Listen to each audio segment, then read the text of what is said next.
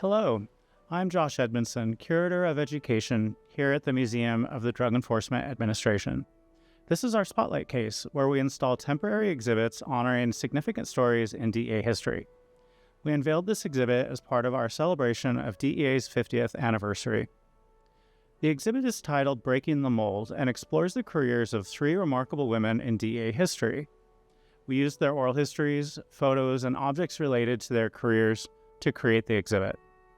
Our three subjects include Mary Buckley, who was the first female country attaché in Nigeria and also among the first female African-American special agents. Here we see a photo of Mary participating in firearm training in the 1970s. Our second subject is Kim McClung, who is DEA's first female pilot. Here's a photo of Kim as DEA's first female pilot back in the 1980s. And third is Tandy, DEA's first female administrator. In this dynamic pic, we see Karen at left on one of many trips to Afghanistan in the early 2000s. The team around her is her executive detail. All three had remarkable careers in which they worked to help Americans have better lives and stem the flow of illicit narcotics into our communities. Let's talk about the objects we have on display, beginning with Mary Buckley's training jacket. This jacket was worn by Mary while working as a staff coordinator in basic agent training at the Federal Law Enforcement Training Center in Glencoe, Georgia. The majority of DEA and other federal law enforcement training took place at Glencoe at the time. You can see the jacket has her name embroidered on it, as well as Department of Justice and DEA Special Agent patches. Mary had a long, successful career with DEA. She began right out of college in 1974 and worked undercover on the streets of New York for years investigating heroin trafficking organizations. Mary worked on one of the most significant cases of the era to take down American drug kingpin Leroy Nicky Barnes, known as Mr. Untouchable.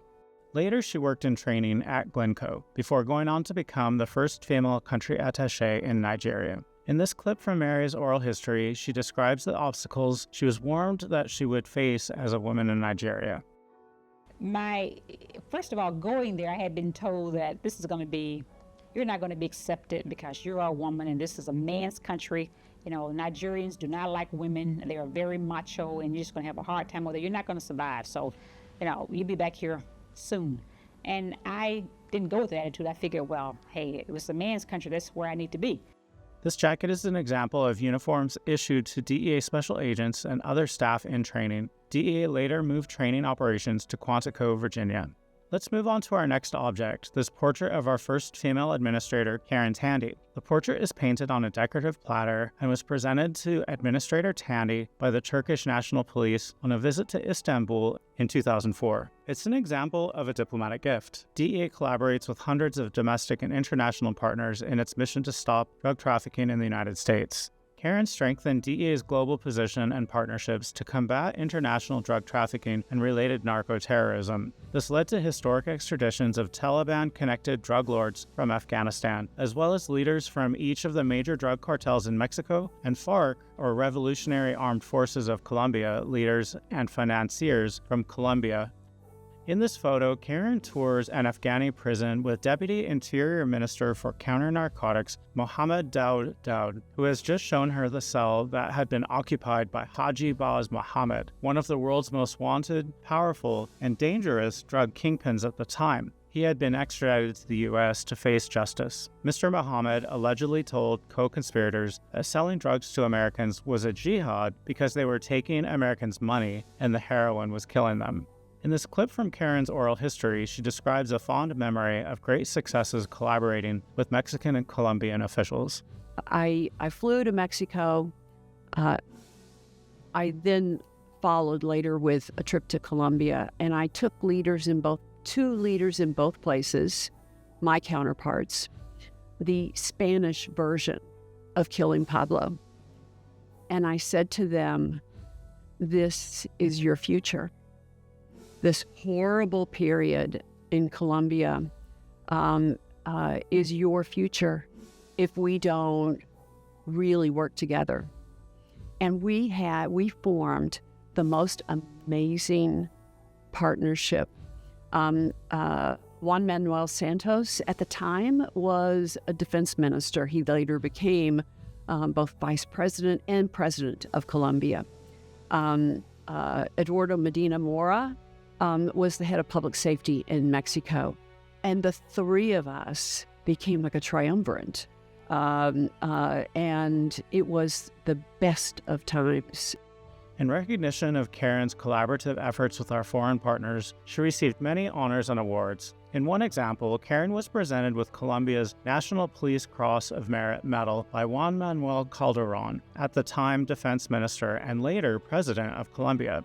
Before becoming DEA Administrator, Karen worked for nearly 30 years in leadership roles handling the prosecution of DEA cases as an Assistant U.S. Attorney. Finally, we have this flight suit and helmet.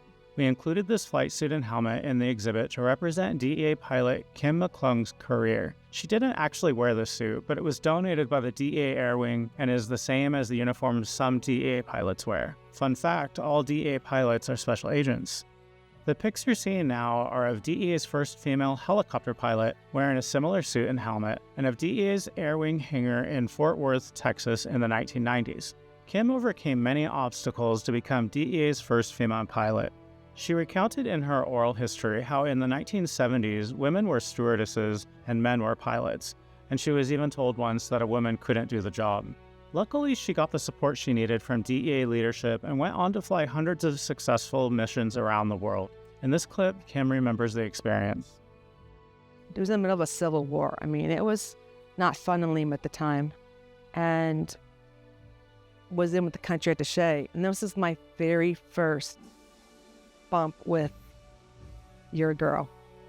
The DEA had been wonderful. No one had ever said anything to me about it. I think I kind of forgot that there was, the camaraderie, the guys working.